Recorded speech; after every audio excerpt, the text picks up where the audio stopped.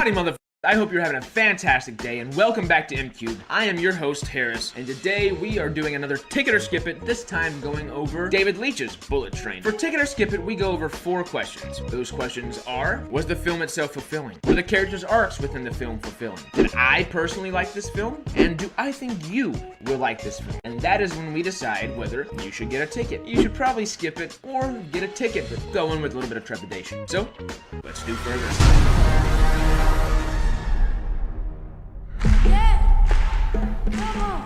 So, going over question number 1, is this film fulfilling? Well, that is not a loaded question. It really isn't. This film actually knows that you want something from it, and actually it guides you alongside what it wants you to get from it, which is great. It is very fulfilling because it's designed to be fulfilling, and it's a glorious fulfillment, honestly. That's all I'll say about that. Were the characters in this film fulfilling? Was Brad Pitt playing Ladybug fulfilling? Holy shit! Yeah! To someone who has zero luck, bad luck after bad luck, and ends up kind of changing his tune, not fully changing his tune by the end, I won't give you anything away, but maybe fate plays just as much a part as luck in a lot of things, and maybe there really isn't that much of a difference between the two. Oh yeah, so Brad Pitt is very fulfilling in this. Is Andrew Koji's the father fulfilling? Yeah, I actually didn't know much about this guy going into the film. I didn't realize his character was going to play such a pivotal role, and wow, yeah, it's fulfilling. The movie actually starts out with him, and that's all I'll give you there. So is Hiroyuki Sanada's character, the Elder, fulfilling in this as well?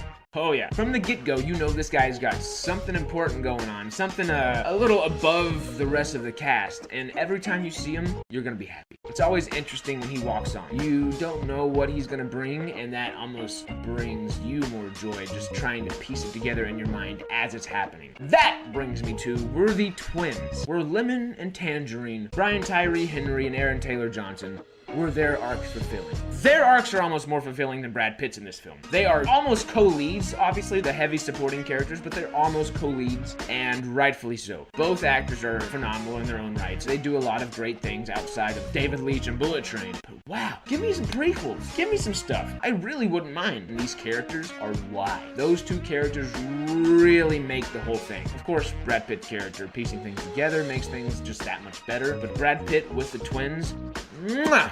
It was money. Now, was Bad Bunny's character, the Wolf, fulfilling? He didn't play as big of a part as I expected him to, but he is there throughout. Every little bit is actually hilarious. I don't know if Bad Bunny's the best actor in the world. We will see whenever he's making his Sony Spider-Man films. But what he does here, he does really well. It's all very minuscule in acting manner. His acting is not necessarily the most pivotal part of his role. It's more the action. Damn, is that a good time. It is a lot of fun, and I really think he did do well with what he was given. Was Michael Shannon's character's arc fulfilled? We didn't really get much of Michael Shannon in the trailer besides just a certain shot. Actually, his arc might not be the most fulfilling, but with the way it pans out, it fulfills the whole film. Now, was Sandy Bullock's character arc fulfilling? Yeah, she's the handler. She's on the phone for most of the film. Although it's not that big of a role, it's mostly a voiceover role for her. She does excellent with it, and by the time her handler does or does not roll around, she becomes more fulfilling. And it's interesting just how she interacts with Brad Pitt throughout the film. He's always trying to call her. She's always trying to help him through things. It's great. I really do like her role in this a lot. Now, did I personally find this film enjoyable? Yeah. I really do enjoy everything that David Leitch has done up to this point, and I think this may not be the most auteur aspect of like his work, but oh my god, is it fun. It's like John Wick meets Guy Ritchie, meets just a little bit of Train to Busan. It's fantastic. I personally really enjoyed it. Don't turn your mind off. Don't be too grounded. Have a good time, is all I'll say. Now, is it worth watching? Oh yeah, most definitely. It's not only worth watching, it's worth grabbing your buddies and bringing them to the movie theater as well, because this film is great for everyone. It's funny, it's impactful, it's got heart in there still, it takes time to slow down, it takes time to ramp up, it's a blast. So that leads me into, should you get a ticket, should you skip it, or should you get a ticket with a bit of trepidation?